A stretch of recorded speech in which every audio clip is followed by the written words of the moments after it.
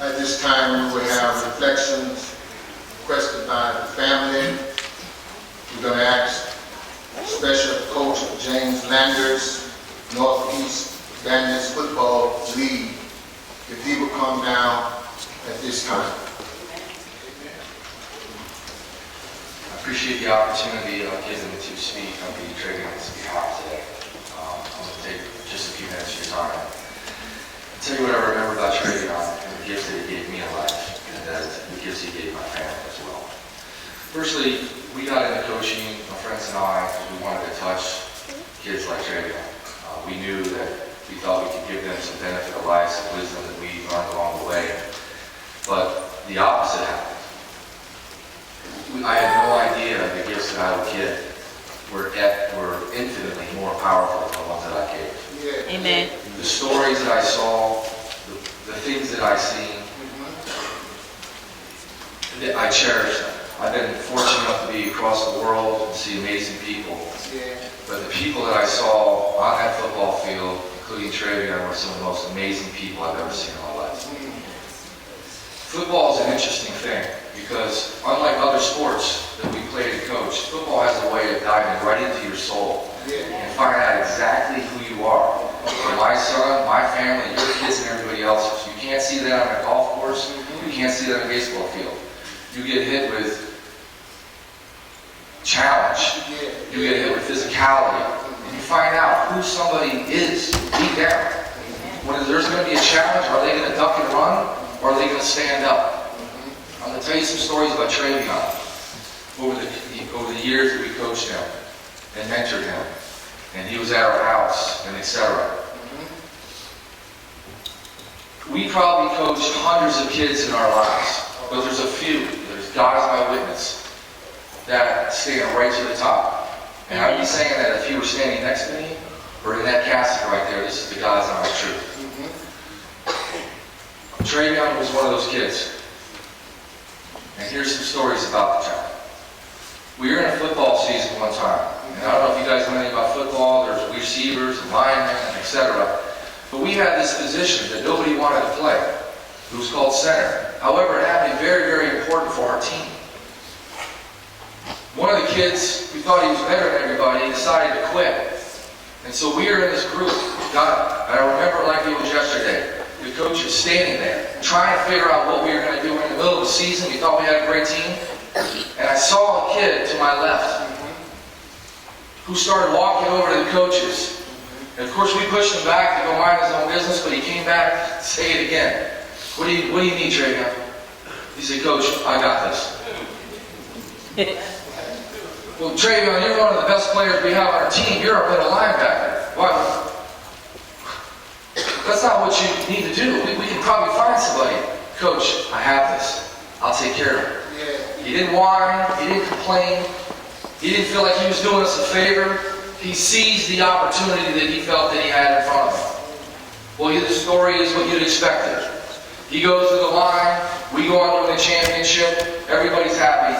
But I promise you, it never would have happened if it were not for this child standing here today. Amen.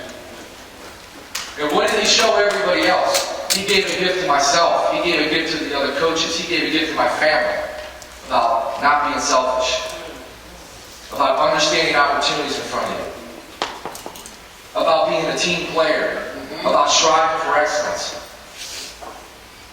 He had all the characteristics, I promise you, to be successful in life. Yes. There was nothing that he didn't have. Well, we have a responsibility here as citizens of St. Petersburg, of this town. And this is what I think. They're not many, but I think they're pretty simple. One is we need to protect our families. I have to protect mine, you protect yours, we protect everybody's. The second one is we have to create an environment where children can be safe, prosper, and pursue their dreams. All right, This is a responsibility that I have, this is a responsibility the mayor has, and everybody that lives in the city has this responsibility, not just to our neighborhood, but to all neighborhoods. Amen. And this is the bottom line. But let's be honest with ourselves. I spent a week reflecting on what I could have done differently. Right. And I want to tell you what I could have done differently if for this situation not to happen. But I'm going to also ask yourself, and the city to ask yourself. You notice you don't see any press outside. CNN's not around. You don't have the mayor here. That's right. But this happens every week in the city. Come on. But you're not going to see somebody show up, the president or the senator, and everybody have a big hoorah about what this is, because it's not important to a lot of people. Say that. But I'm going to tell you something. It's important to more people than you think. That's right. All right, and I'm one of them. That's right. I cared for this boy. He was one of my family, and I let him down. And I'm going to tell you why I let him down. If we had kept our hand on him just a little longer, Right. I swear this never would have happened. Right. If the city gave a real concern for citizens that don't have anything, rather than lip service, this would not have happened. That's right.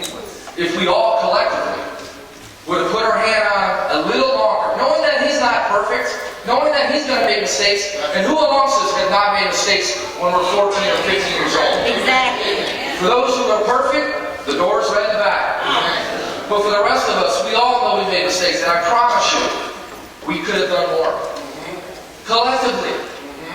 And the situation would perhaps be different.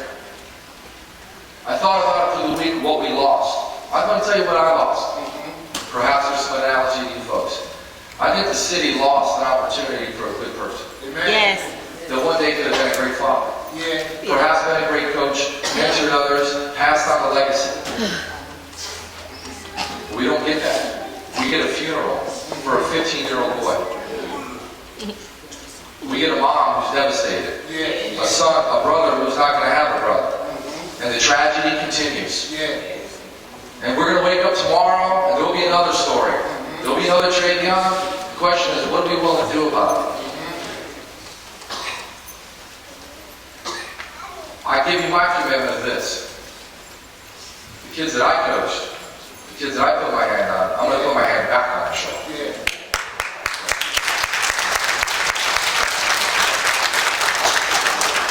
I'm going to do my part of trying to create an environment that would help kids like trevion. Not all kids are going to make it, but I'm absolutely confident if given the chance, trevion would have been the ones that did.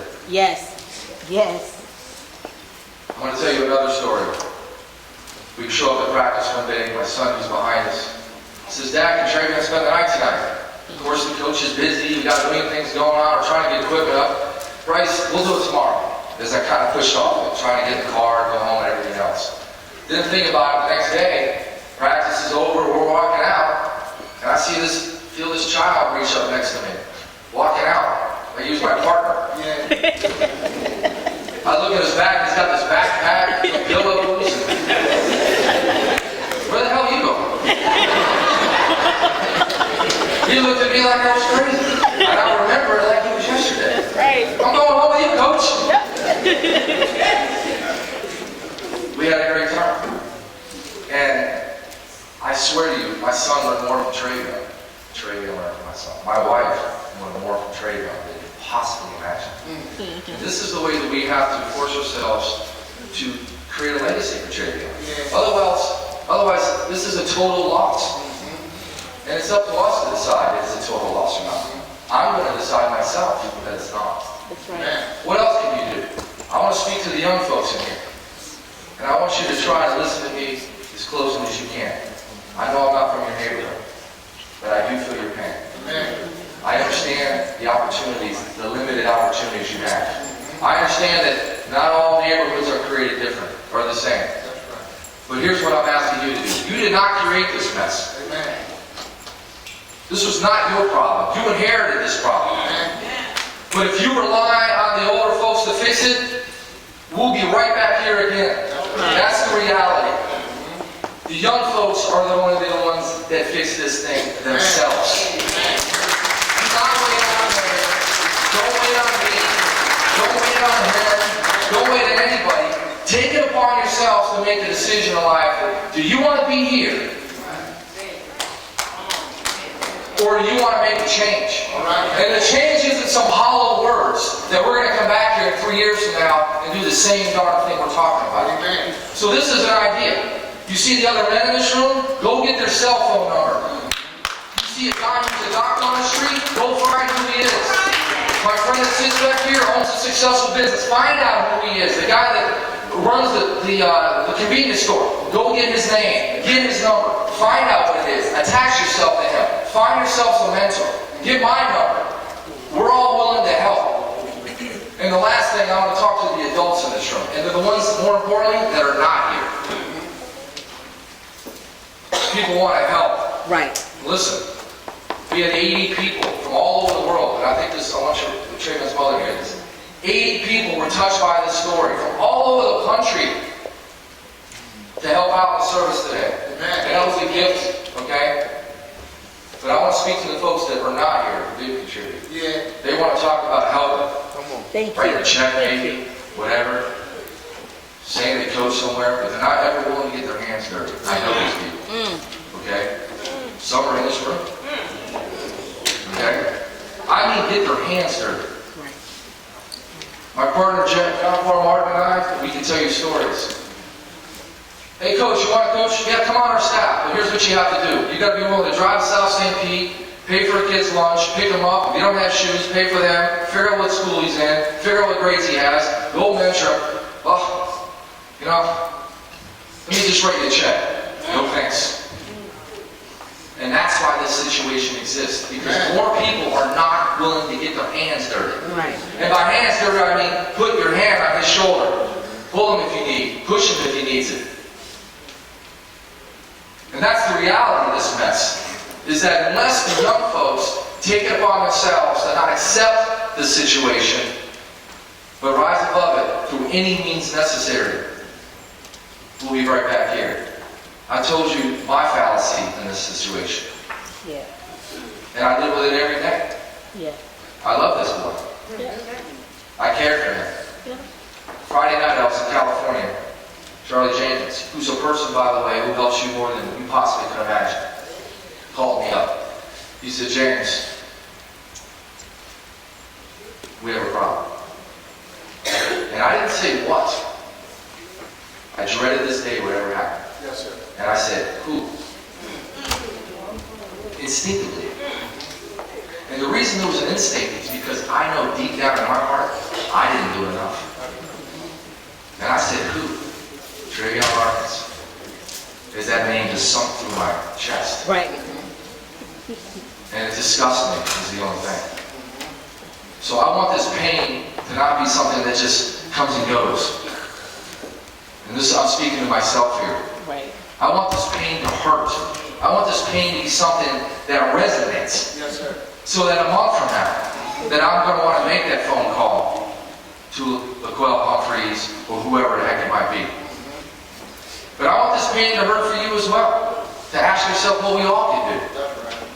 And if I pick up a little water, and you pick up some water, the city picks up some water, perhaps, maybe, perhaps, we can create an environment where kids like Trevion can actually prosper. Where they can actually have a chance. Where there's not one foot in the grave before they ever wake up. Otherwise, we'll be right back here. So as I leave you today, I want to tell you this. This is the child that I loved. This is the child that I touched. This is the child that we all could have done more for. And most importantly, let's all learn from this experience and not make it a loss. And so we can carry it forward and try to make a better opportunity for the youngsters and these 3- and 4-year-olds standing around right here.